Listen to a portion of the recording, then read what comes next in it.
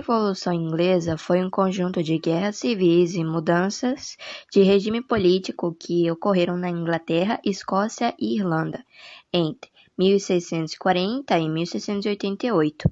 Estas revoluções marcaram a ascensão da burguesia e consolidaram a monarquia parlamentarista na Inglaterra. A Revolução Inglesa pode ser dividida em 4 fases principais: a Revolução Puritana e a Guerra Civil, a República de Oliver Cromwell, a restauração da dinastia Stuart, a Revolução Gloriosa, que instituiu a monarquia parlamentarista. Estas tiveram como objetivos limitar o poder do rei através do parlamento, garantir a liberdade religiosa para os anglicanos e impedir a restauração do catolicismo na Inglaterra. Revolução Puritana. Durante o reinado de Charles I, houve uma disputa acirrada pelo poder entre o rei e o parlamento. O monarca julgava que somente o rei deveria dirigir a nação, dispensando a ajuda das câmaras parlamentaristas. Devido a essa briga, o rei Charles I dissolveu o parlamento 3 vezes em 4 anos de reinado. Para isso, ele precisava de dinheiro e, para obtê-lo, queria aumentar os impostos. Isso, no entanto, deveria ser aprovado pelo parlamento. Surgiu-se, então, uma disputa sobre quem deveria ter autorização para aumentar impostos. Deveria ser o rei que governava segundo o direito divino ou o parlamento que representava o setor da nação? Após muitas ameaças, o monarca e o parlamento organizaram exércitos que se enfrentavam em guerra civil e culminavam na derrota do rei Charles I. Durante a Guerra Civil, surgem no parlamento vários grupos políticos, como os Levenders, niveladores, que reuniam desde pequenos proprietários a pessoas que defendiam o fim da propriedade privada. Os Levenders são combatidos pelos conservadores donos de grandes propriedades de terra. O parlamento ganha o conflito e Charles I é preso e condenado à morte. Esta sentença abriu espaço para a primeira e única experiência republicana inglesa. Embora tenha sido o primeiro rei inglês a ser decapitado por seus compatriotas, Charles I tentou modernizar o país. Construiu estradas, aterrou pântanos, criou um serviço postal e instituiu um serviço de ajuda à busca de trabalho. A República de Oliver Cromwell. Oliver Cromwell governou a Inglaterra de 1853 a 1858. Depois da execução do rei Charles I, Oliver Cromwell, antigo membro do parlamento, assume o governo britânico e instaura a Commonwealth, um dos primeiros atos de Cromwell que beneficiou diretamente a burguesia que o apoiava.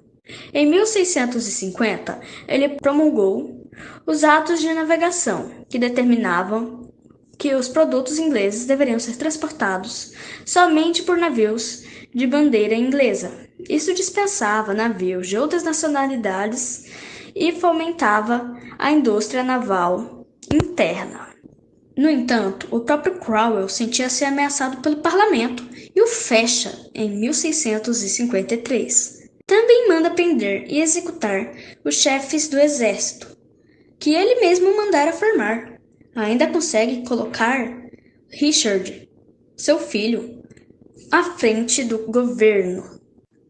Sem o mesmo prestígio do pai, Richard Cromwell não consegue governar e a própria burguesia pede a volta da monarquia. Em 1660, seu filho ascende ao trono como Charles II e restaura a dinastia Stuart na Inglaterra. Restauração da dinastia Stuart. Os irmãos Charles e Jaime restauraram a família Stuart no trono inglês. Com a restauração dos Stuart, os problemas religiosos e políticos da Inglaterra não acabam. O rei Charles II era abertamente favorável a uma política de tolerância religiosa, mas o parlamento, dominado pelos protestantes, era contra. Igualmente, o soberano assina leis que favorecem a Igreja Anglicana em detrimento de outras concorrentes do protestantismo e da Igreja Católica. A disputa entre o parlamento e o rei se aprofundou quando se descobriu que o irmão de Charles II, Jaime, era católico. Isto fez surgir duas vertentes políticas que existem até hoje na política britânica.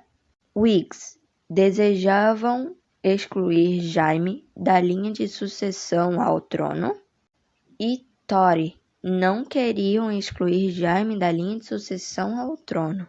Naturalmente, o rei Charles II se aliou aos Tories, desencadeando uma perseguição aos Whigs. Revolução Gloriosa. A Revolução Gloriosa foi uma revolução sem sangue ou conflitos, e que encerrou um período de revoluções na Inglaterra, iniciado pela Revolução Puritana. Para entendê-la, precisamos lembrar que a religião e política estavam intimamente ligadas nessa época. A crença do indivíduo determinava sua posição política e, por isso, era tão importante definir qual seria a religião do soberano e, assim, de todo o reino. Por isso, a burguesia só via com bons olhos o fortalecimento da religião protestante, pois esta defendia a limitação do poder do monarca através do parlamento.